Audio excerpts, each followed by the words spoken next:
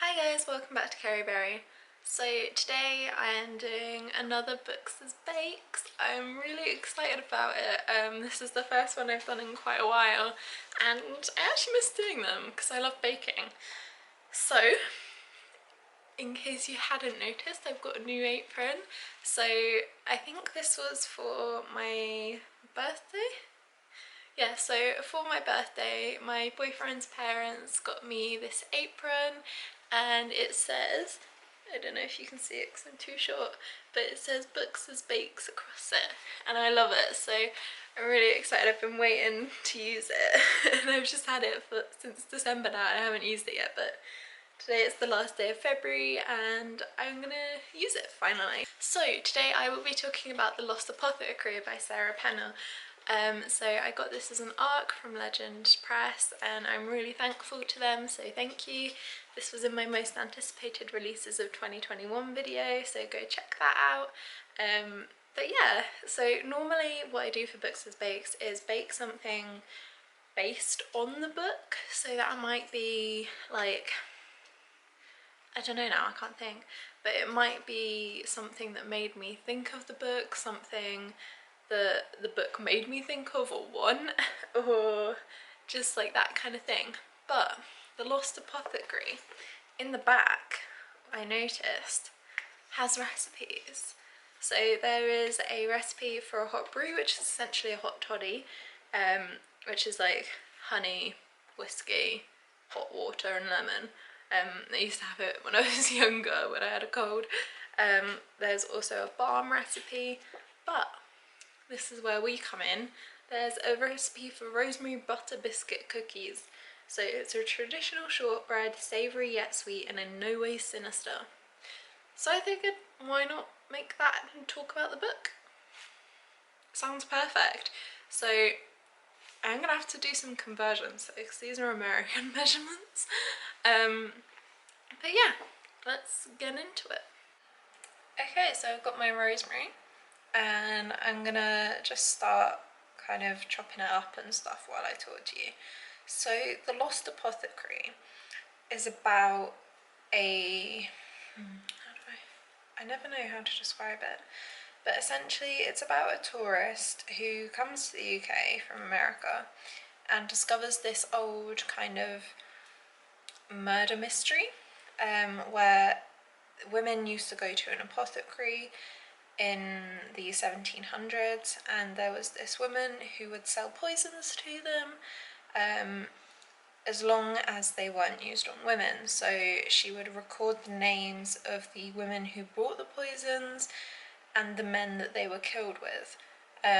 So like you kind of get women buying these poisons to get revenge on their husbands for cheating, like etc., just wanting to leave their husbands but obviously not being able to because of society at the time, so the way out of it was death.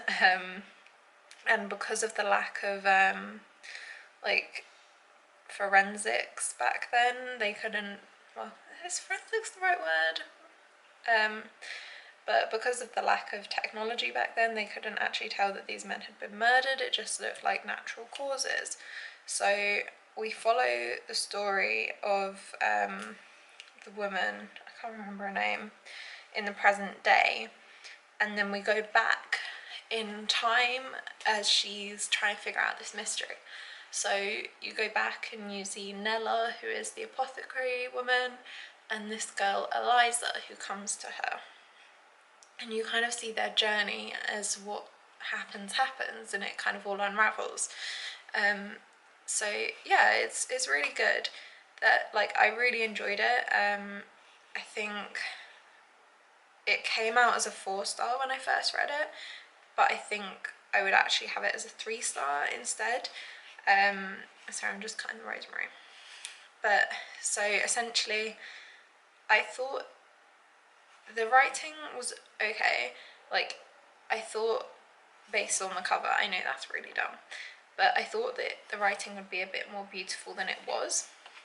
Obviously that's no problem, like it was okay. It was a really quick read, like it was really fast paced, like really fast paced. and it was enjoyable. Like, it made me not want to put it down. I think I read it in 2 or 3 sittings, just over like a couple of days because I have had a bad reading month. But yeah, and then so it was really like fast paced. So pretty much this woman goes to London, and then like the first thing she does is find this vial and go to find more information about it, and then we get it like flashing between the past and the present. Choppity choppity chop, choppity choppity chop. At times I think it was maybe a bit too fast paced, like everything happened very quickly, which was a bit unrealistic in certain situations. Like, yeah, I don't know, I thought it was good, but it seemed like it wasn't as realistic as I know it would be if it happened in real life, you know, especially with certain aspects of the London kind of life, but I'll get more onto that later. Okay, so what I'm doing now is converting cups to grams, and this is more complicated than I thought. So it turns out that you do different amounts based on what you're putting in. So it's not just like a cup is 100 grams, for example. It's like if you're doing a cup of butter, it's 227. If you're doing a cup of oats, it's 85. If you're doing a cup of sugar, it's 201. Like, this is confusing. But this does bring me to one of the points that I didn't quite love about the novel. So throughout the novel, it's a very Americanized view of London. And what I mean by that, and this isn't, like, this might come out during editing, like UK editors might kind of take these bits out, so don't like let this put you off because it might be gone by the time you read it. So what I mean by that is that so one of the first people she meets in the UK is this, like, I think he's from London, but there's this guy at the side of the Thames who invites her to go mudlarking, and what that is like digging, kind of, or not digging, but like finding things on the banks of the Thames. So he invites her to go, and he says that her sneakers will be fine.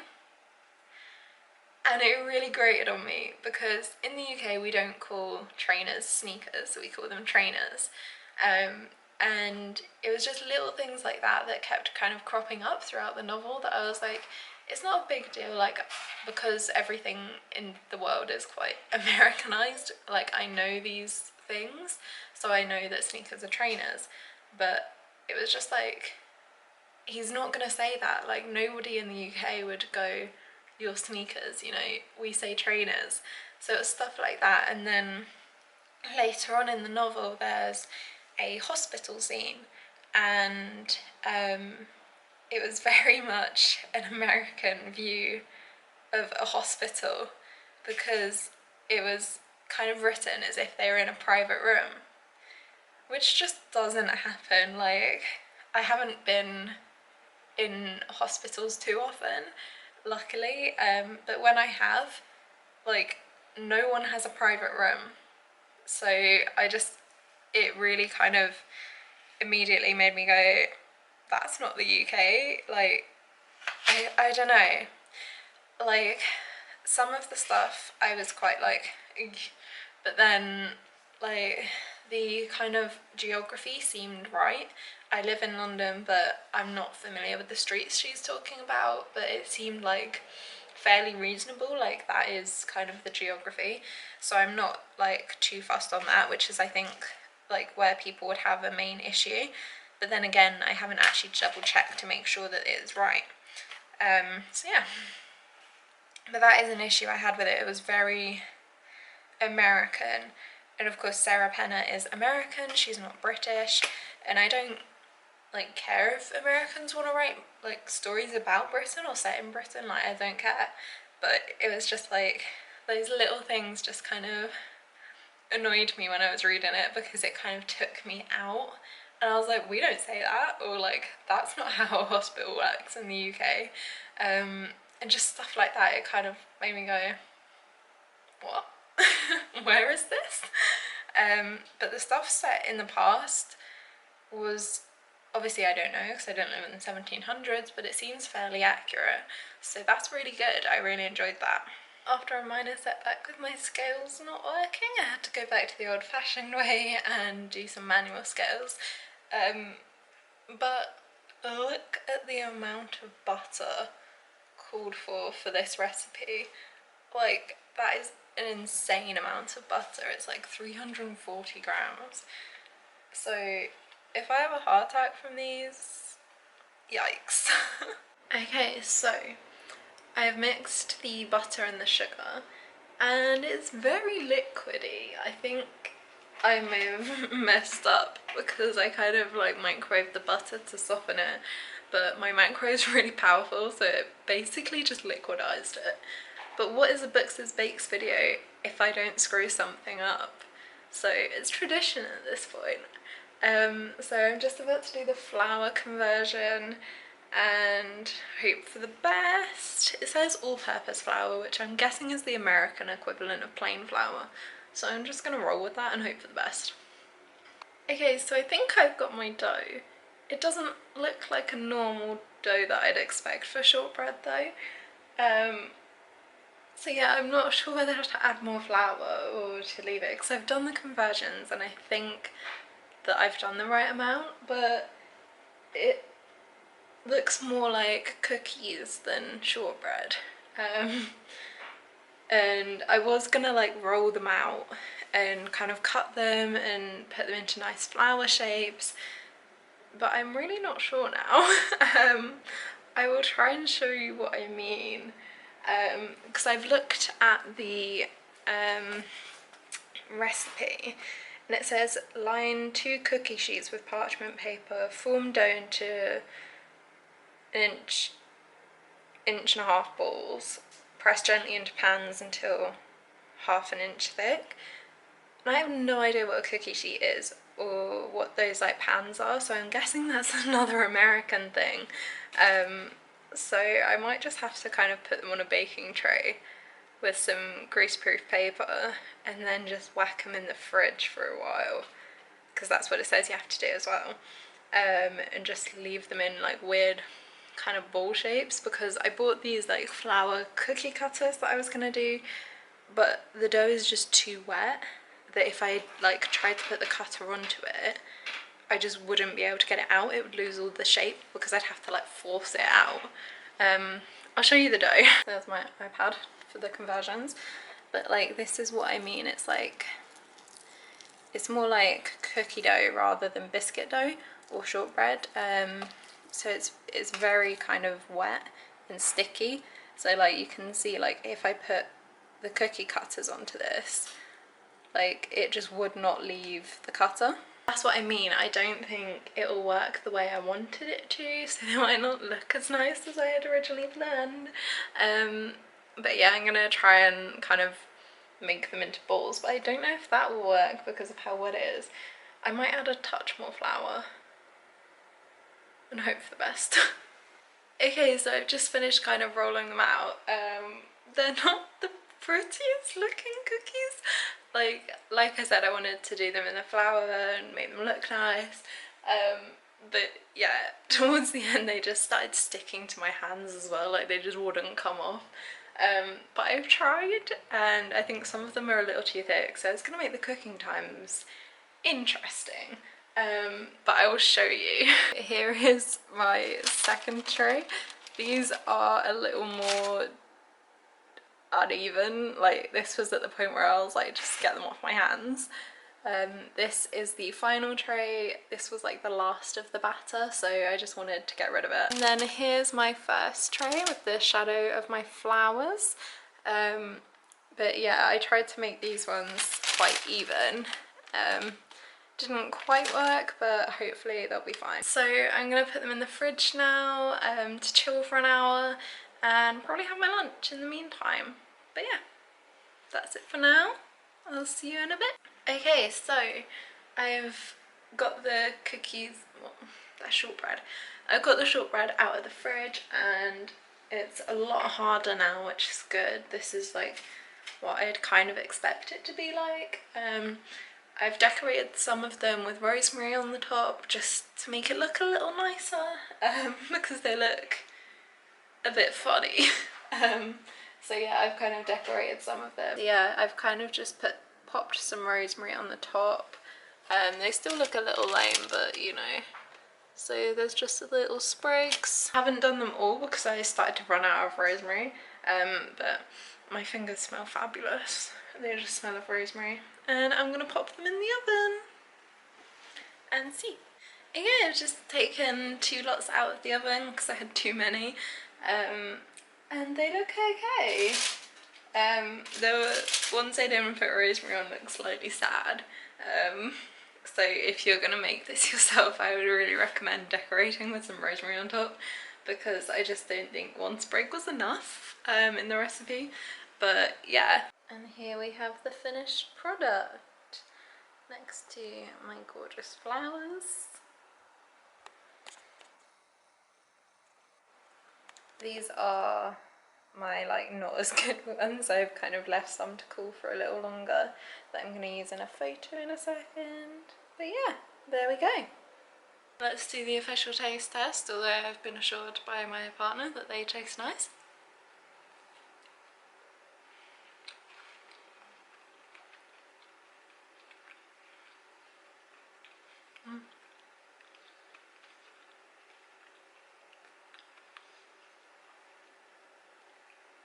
It's nice. I've never made like savoury biscuits before, but it's good. Back to the book. As I was saying earlier, I didn't really like the Americanisms, and for me that made it really hard to connect to the main character. I don't know why, I think a lot of my problems with the book stemmed from the fact that I didn't like her as much, and as the book went on I kind of got more and more annoyed with her. But I really liked the rest of it, so I liked the background characters and I really liked the back in time part. Like, I preferred that a lot to the modern day part. But again, I think that's partly down to the Americanisms, and that will probably be fixed for when the publication date is, which is the 2nd of March. So like by then that'll probably be fixed because of the UK editors. But yeah, that was like my main issue with it. I really liked how fast-paced it was. Like at points it was a bit like that wouldn't happen that fast, but like, you know what I mean. As a read it was really good, it was really engaging, and I found it really easy to get into and like stay into. I also thought it was really intriguing. Like the storyline was so intriguing, it had me hooked. Like, I found the modern parts a bit predictable, but then like the parts in the past I just had no idea what was going to happen, and I really loved that because I was like just wanting to read on. And yeah, it made me like literally sit there just not want to put it down. One thing I really love is the addition of the recipes and poisons at the back of the book. I don't know, it made it really more like engaging, and it's clear that Sarah Penn has done a lot of research on this, and yeah, it just was extra nice because it also meant that I could make this video. I wasn't planning to do a books as bakes for this, but when I saw the recipe at the back I was like, I have to, you know. I really liked the way the story ended for Nella and Eliza. I thought that that was kind of perfect. Like, as we went along I just wasn't sure what was going to happen, and that made me really nervous. So I'm really happy that it ended the way it did for them. Like, it's a good ending. But going back to my point about not liking the American as much, which I feel bad for saying because like I have nothing against Americans really, it's just like in this book it just didn't sit well with me. But the thing I found was I didn't like the ending for the American. Like, it felt very convenient and a little bit rushed, and she did something that I just don't agree with because I'm like, why would you do that? Like, I don't want to spoil it, but it just confused me. I was like, after everything you go and do that. But yeah, other than that, I did really enjoy it. Like, though, as I've said, there were issues I had with it, but on the whole I really enjoyed it. Like, it engaged me, I wanted to keep reading, like I couldn't put it down, it was really addictive. So even though I had issues with it, I did really actually enjoy it and want to keep reading it. So please don't let anything I've said about the Americanisms put you off. It's likely they'll come out in publication, so it will probably be fine. So that is my third Books as Bakes video, and it featured The Lost Apothecary by Sarah Penner, obviously. So again, thank you to Legend Press for sending this to me. I'm really grateful, and I hope that you've all enjoyed this video. Please give me a like. If you want to comment on, like, are you excited to read it? Yeah, let me know in the comments, are you excited to read it? What do you kind of think about it if you have read it? Because this will be after the publication date that I post this, because I'll be posting it for the Bookstagram tour. So yeah, let me know what you think, and I will see you in the next one. Ooh, and don't forget to subscribe. I always forget to say that and then I panic at the end. But yeah, I will see you in the next one, okay? Bye guys!